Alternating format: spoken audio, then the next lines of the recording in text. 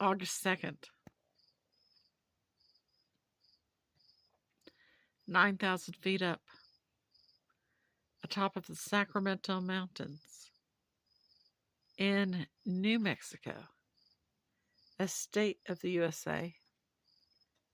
It's about 8:15, 8:20 p.m. It's cool. The temperature is about 68 degrees. Low humidity. Very comfortable. This is an anniversary of my mother's passing.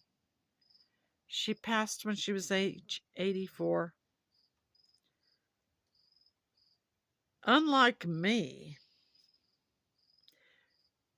I embrace when I will pass, because that means that then I will see my beloved late husband again as himself, normal, not brain injured as he was the last 5.5 years of his life.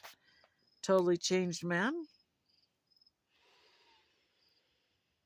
My mother, however, was terrified of dying.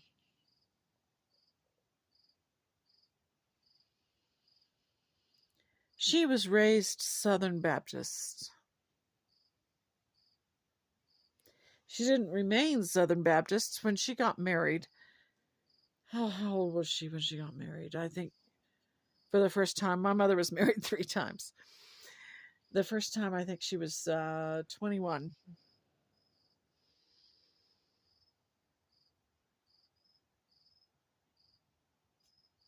They together became Episcopalian. And my mother was a faithful, devout Episcopalian for the rest of her adult life until she was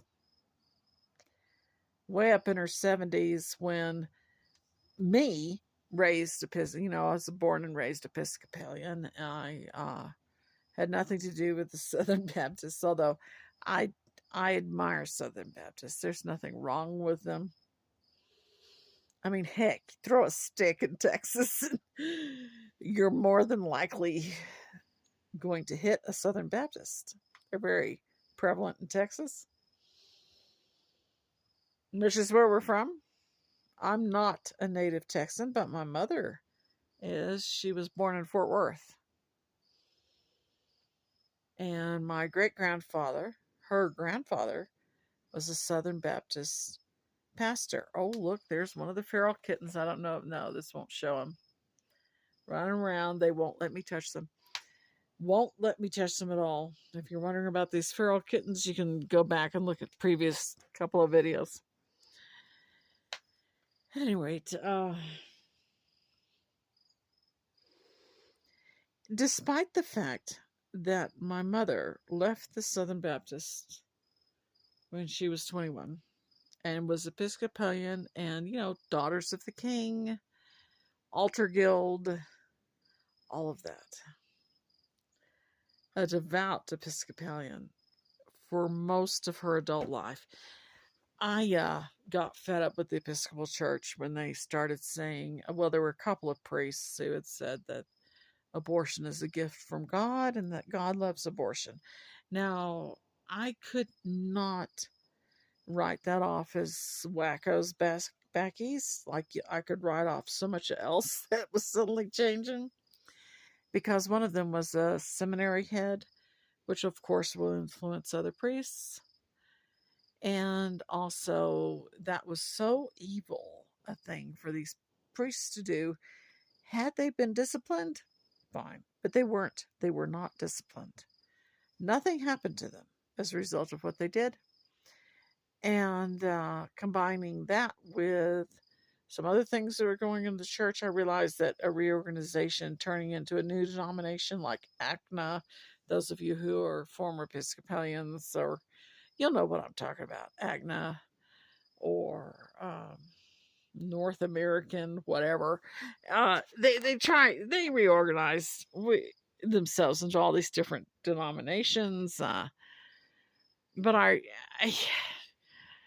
I've said it before. I put out a video at Lent.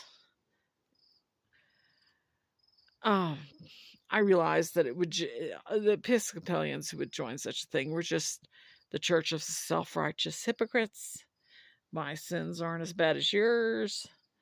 You know, I mean, it just wasn't going to work, and I knew it wouldn't. So I started searching for other churches. Never ever in my life thinking that I would leave the Episcopal Church, but I began searching, and long story short, I've told the story before. So, long story short, when Christ made his presence very much physically known to me at the altar in the Catholic Church, to my shock, because I was anti-Catholic, I became Catholic. Now, my mother at that time, because she was at the church the same day that this experience had happened to me for the first time, she also chose to become Catholic. I don't believe in supernatural. I think everything that happens is natural if we don't understand the reason why it happened. It's just because we don't understand it yet. But there is no such thing as supernatural. That's being very technical. Now, of course, in the layman's way of thinking of supernatural, of course, there's supernatural.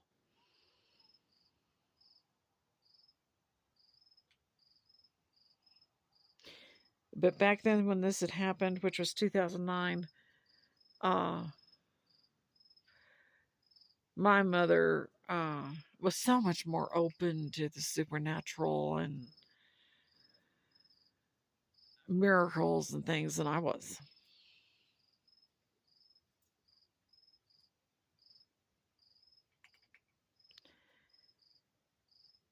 And she, who had been raised Southern Baptist, then was Episcopalian for her life, and she did not pay attention to, like I did. She did not pay attention to things like the Lambeth Conference every 10 years, or the Episcopal conventions in the United States every couple of years, 2 or 3 years, or any of that. She didn't pay any attention to any of that. But I did. And when all this nonsense kept going on, I finally had enough. Okay. And despite the fact that she became Catholic, which was the last few years of her life, the Southern Baptist upbringing of hers came back to haunt her, and she was scared to death of dying. Today, August 2nd, is the anniversary of her dying. An anniversary of her passing on to glory. My mother was a good woman. She had problems, but her soul, her spirit was good. She also had a great deal of heartache.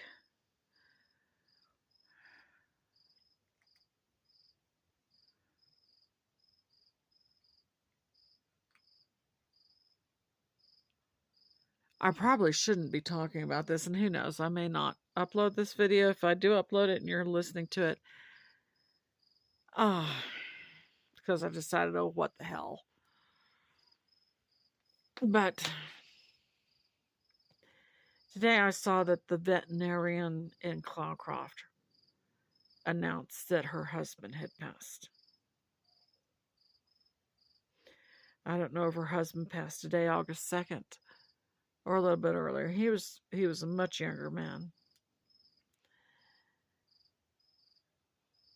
It breaks my heart whenever I learn about a new widow or a new widower, because I know the agony of grief that they are going through. And they are in too much shock right now to even realize the agony. And keep in mind that the agony continues for a very long time.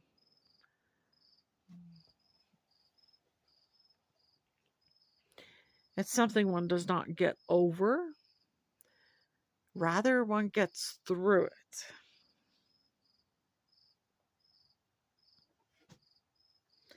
And my heart goes out to the Cloudcroft's only veterinarian who has just lost her husband.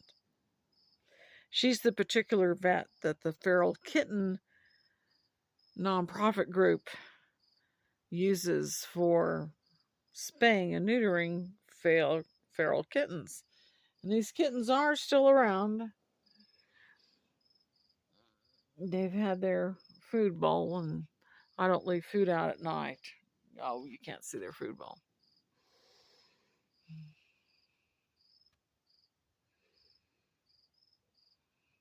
I hate death.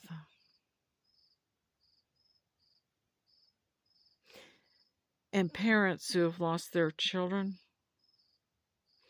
Up here in the mountains, there are so many crazy drivers. And down below in Alamogordo, there are crazy drivers. It's shocking how many people who have lost in an area that is only 700. Well, nowadays it's 800. 800. The last census was 2020. It was 850 year-round residents.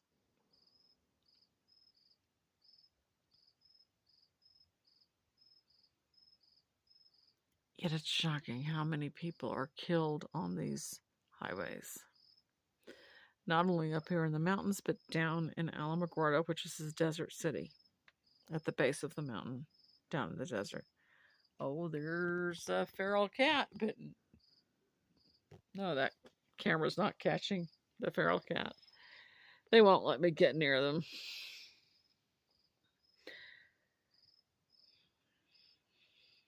Little stinkers. I'm feeding them on the advice of the cat ladies who run this feral spay neuter release program.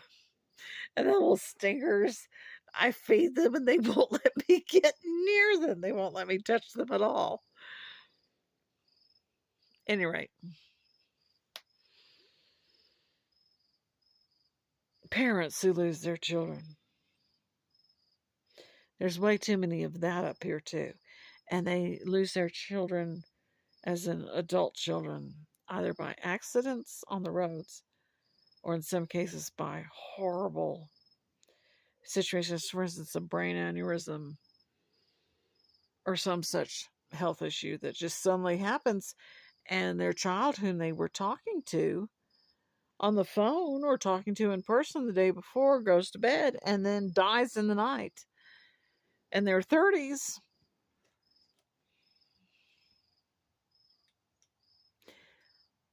Maybe I shouldn't talk about this, but I hate death. Who doesn't? But I hate it. I really hate it.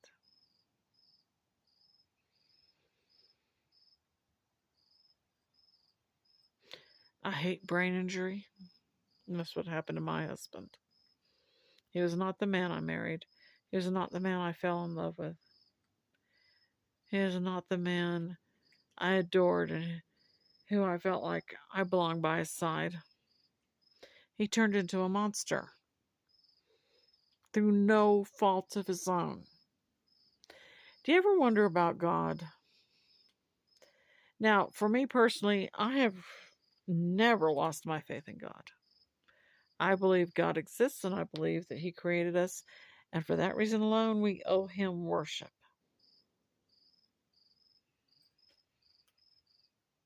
Yet I don't approve of the way God runs the world.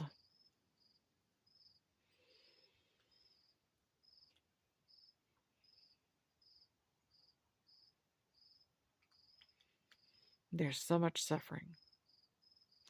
Bye-bye from Cloudcroft, New Mexico.